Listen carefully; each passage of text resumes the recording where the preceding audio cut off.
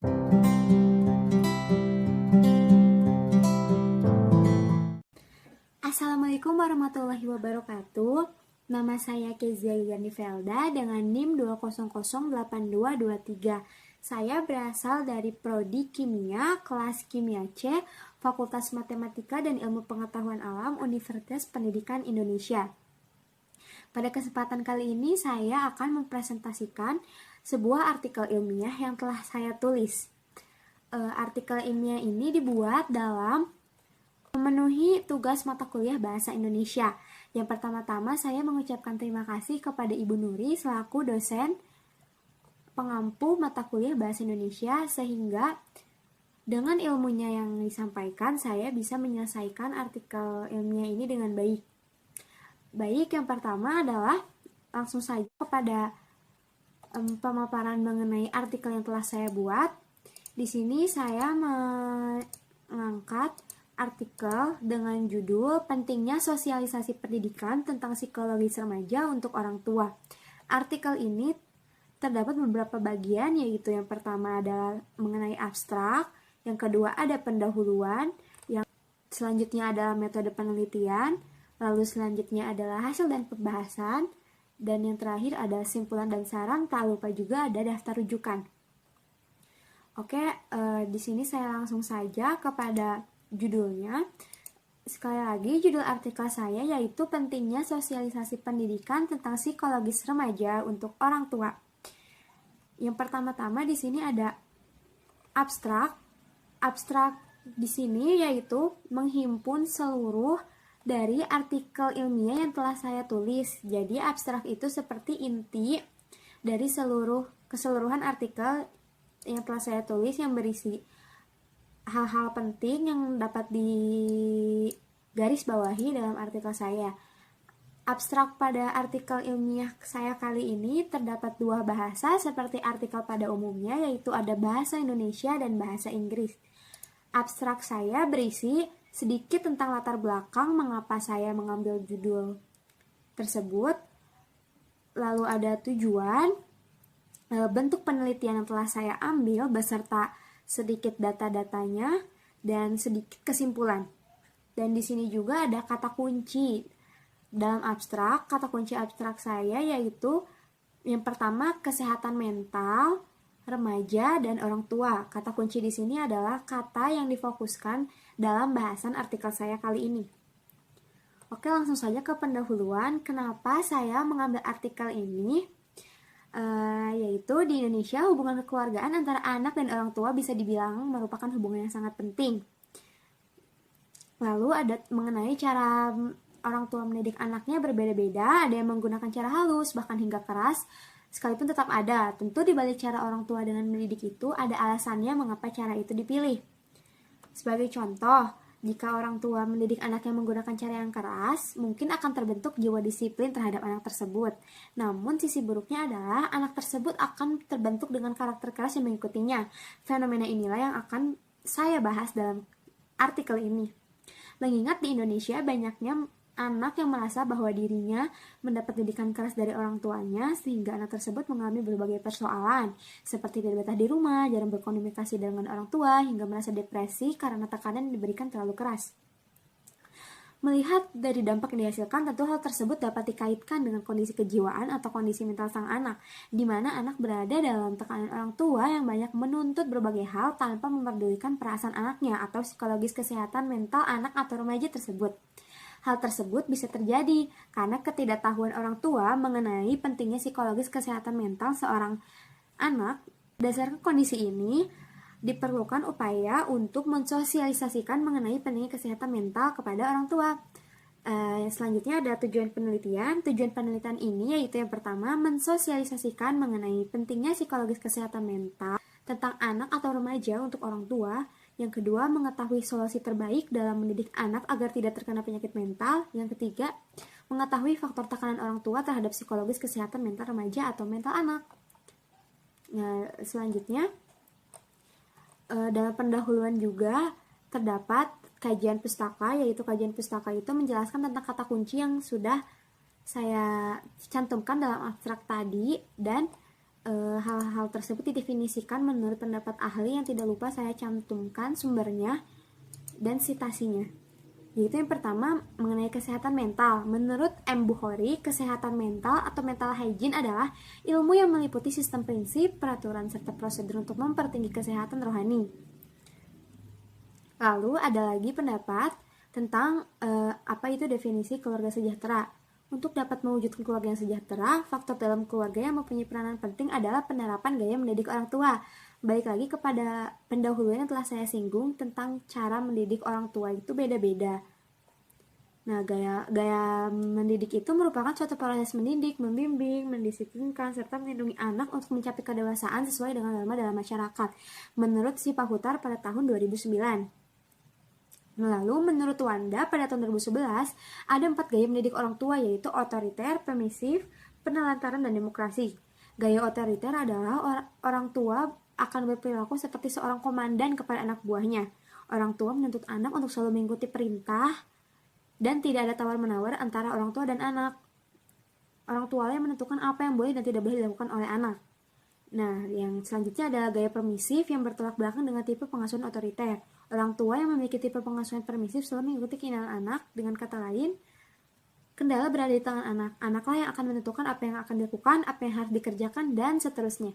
Jadi, perbedaan gaya otoriter dan gaya permisif, gaya otoriter itu lebih ke cara mendidik yang lumayan keras ya kalau menurut saya. Jadi kayak apa yang orang tua mau itu harus dilaksanakan tanpa terkecuali oleh si anak itu.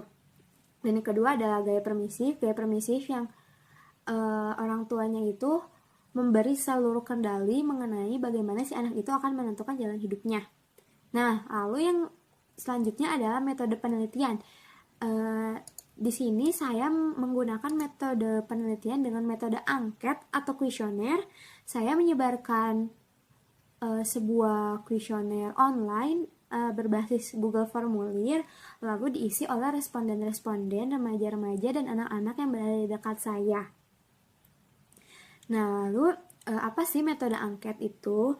Menurut Sugiono pada tahun 2013, kuesioner merupakan teknik pengumpulan data yang dilakukan dengan cara memberi seperangkat pertanyaan atau pernyataan tertulis kepada responden untuk dijawab.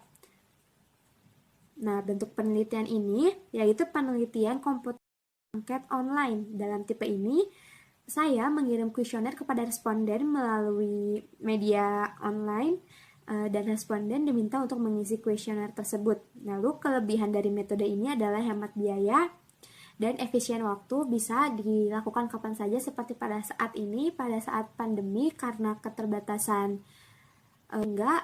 penulis tidak bisa observasi langsung, sehingga penulis memilih untuk menggunakan kuesioner online ini. Selanjutnya kelebihannya, responden juga dapat menjawab di waktu luang dan karena mereka tidak tertekan, respon bisa lebih akurat. Sedangkan kelemahannya adalah bahwa responden dapat dengan mudah mengabaikan kuesioner ini. Lalu subjek dalam penelitian ini yaitu remaja yang berada pada lingkungan penulis dengan rentang usia 17-20 tahun. Waktu penelitian dilaksanakan pada 10-12 Oktober 2020. Lalu sehubungan dengan teknik pengumpulan data yang digunakan, maka alat pengumpul data yaitu berupa platform online bernama Google Formulir yang memuat angket pertanyaan yang ditulis oleh penulis lalu dijawab oleh para responden. Selanjutnya adalah hasil dari pembahasan mengenai penelitian saya berikut juga dengan data yang didapat dari hasil kuesioner. Fokus dalam penelitian ini yaitu menggali fakta dan pengalaman para koresponden mengenai benar adanya bahwa orang tua saat ini tidak mengerti atau kurang paham akan pentingnya kesehatan mental anaknya. Jadi dalam kuesioner ini saya lebih menekankan tentang bagaimana pengalaman para responden, apakah orang tuanya mengerti mengenai kesehatan mental atau tidak. Lalu berdasarkan hasilnya saya di sini terdapat beberapa variabel, yaitu variabel yang pertama yaitu mengenai seberapa paham orang tua tentang kesehatan mental. Di sini penulis menuliskan dua opsi mengenai apakah orang tua mengerti kesehatan mental atau tidak, dan berikut ini disajikan respon dari para koresponden, yaitu 58,1% menjawab tidak dan 41,9% menjawab iya. Itu artinya berarti mayoritas orang tua itu tidak mengerti tentang apa itu kesehatan mental. Berdasarkan hasil angket ini, ternyata kebanyakan orang tua saat ini tidak mengerti, sehingga hal itu tentu akan berdampak sangat buruk terhadap psikologis anaknya. Karena dari data awal, kebanyakan anak sering dimarahi hingga mendapat tekanan, lalu ditambah dengan kurangnya komunikasi antara anak dan orang tua, apalagi ditambah kondisi orang tua yang tidak mengerti mengenai kesehatan mental. Hal ini tentu akan sangat berdampak buruk bagi psikologis anak atau remaja. Yang selanjutnya, variabel yang kedua, penulis menanyakan tentang seberapa sering anak sering dimarahi oleh orang tua. Di sini penulis menggunakan interval diagram batang dan jawabannya adalah kebanyakan anak itu sering dimarahi oleh orang tuanya dengan jumlah diagramnya pada angka 3, yaitu angka 3 itu antara sering dan tidak sering sebanyak 32,3%, dan penulis bisa menyimpulkan bahwa di sini lebih banyak anak yang sering dimarahi oleh orang tuanya. Lalu, berdasarkan diagram ini dapat terlihat bahwa statistik jumlah anak yang dimarahi orang tua lebih sering dan lebih banyak. Itu artinya bahwa anak dimarahi orang tua merupakan hal yang lumrah terjadi. Akibat dari itu, banyak anak yang merasa tertekan karena sering dimarahi orang tua, dan hal ini didukung oleh data lagi, yaitu variabel yang ketiga mengenai bahwa anak itu sering dalam pressure atau tekanan tanpa memikirkan kesehatan mental mereka. Berdasarkan hasil data, 80,6% responden menjawab iya dan sisanya menjawab tidak. Artinya dapat terbukti bahwa anak sering berada dalam tekanan tanpa memikirkan kesehatan mentalnya. Hal ini terjadi karena anak sering dimarahi oleh orang tuanya, sehingga anak berada dalam kondisi tekanan tanpa memikirkan kesehatan mentalnya. Lalu variabel selanjutnya adalah saya menanyakan mengenai seberapa dekat anak dengan orang tua. Lalu jawabannya kebanyakan sebanyak 41,9% berada di interval 2, yang artinya itu jarang. Mayoritas anak jarang sekali curhat kepada orang tuanya. Hal ini menyebabkan kurangnya komunikasi antara anak dan orang tua, sehingga anak akan merasa kesepian ditambah adanya tekanan dari orang tua karena sering dimarahi. Lalu yang terakhir ada harapan-harapan dari para remaja, anak-anak koresponden yang telah mengisi kuesioner saya cantumkan di sini. Dari Naila Salsabila dengan usia 18 tahun, harapannya semoga lebih memperhatikan kesehatan anaknya. Anak kalian mungkin baik-baik saja di luar, tapi pahami anak sampai dalamnya, artinya hingga psikisnya juga. Dan banyak lagi harapan-harapan dari para anak-anak tentang orang tua yang harus mengerti kesehatan mental agar orang tua tidak asal memarahi saja dan harus mengetahui dampak dari perkataan dan perilaku yang telah diberikan kepada anaknya.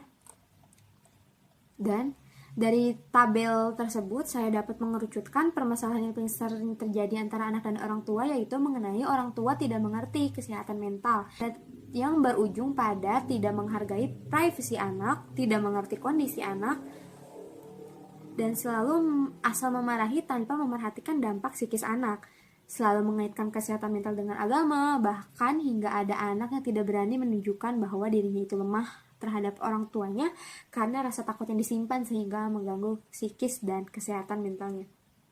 Lalu di bagian akhir adalah simpulan dan saran. Simpulan dari saya yaitu berdasarkan hasil penelitian dan pembahasan yang telah saya lakukan dan telah saya paparkan, maka disimpulkan bahwa orang tua pada saat ini belum mengerti mengenai pentingnya kesehatan mental anak, sehingga menyebabkan masalah yang sudah saya paparkan di atas bisa terjadi pada anak dan remaja, serta orang tua belum dapat berperan baik sebagaimana mestinya.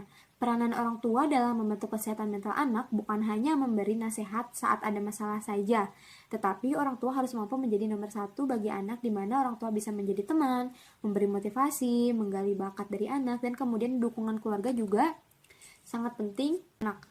Para keluarga memang mengesampingkan mental anak, mereka fokus terhadap kebutuhan materi anak.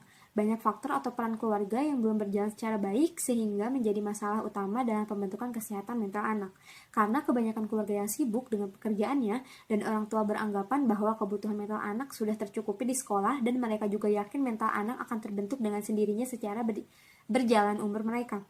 Sebagai keluarga yang dimana di dalamnya terdiri dari orang tua yang memiliki tugas dan peran penting karena orang tua merupakan guru pertama dan utama dalam mendidik anak, selain pendidikan yang diberikan orang tua, masih banyak pendidikan di luar yang dapat berpengaruh dengan kesehatan mental seorang anak. Dan orang tua pasti ingin memberikan yang terbaik bagi anaknya. Oleh karena itu, saya sangat menganjurkan untuk diadakannya sosialisasi terhadap setiap orang tua mengenai pentingnya menjaga agar hal yang tidak diinginkan tidak terjadi. Selanjutnya ada saran yang dapat saya sampaikan yaitu hendaknya keluarga atau orang tua selalu memperhatikan perkembangan mental remaja baik saat ia berada di dalam rumah maupun di luar lingkungan masyarakat, serta lebih banyak berusaha meluangkan waktu baik itu memberikan rasa aman, nyaman, dan menciptakan suasana rumah yang damai agar mental remaja tumbuh dan berkembang secara baik dan sempurna. Jangan terlalu sibuk mengajar perekonomian sehingga anak nantinya akan mencari kebahagiaan dan kenyamanan di luar keluarga, serta menyampaikan pendidikan dan informasi sebagai bekal dan benteng agar anak tidak mudah terpengaruh oleh lingkungan yang tidak baik. Serta orang tua dapat memahami serta mengayomi anaknya agar anak tidak segan atau malu untuk bercerita tentang kesulitan yang sedang anak alami, dan harapannya orang tua dapat lebih berpikir lagi ketika hendak memarahi anak. Serta saya berharap bahwa sosialisasi mengenai pendidikan psikologis anak merupakan hal yang sangat penting untuk dilakukan. Lalu selanjutnya ada daftar rujukan dari beberapa jurnal dan artikel yang sudah terpercaya yang saya ambil beberapa. Di sini saya cantumkan sumber citasinya dengan menggunakan metode APA. Dan itulah presentasi mengenai artikel jurnal ilmiah saya.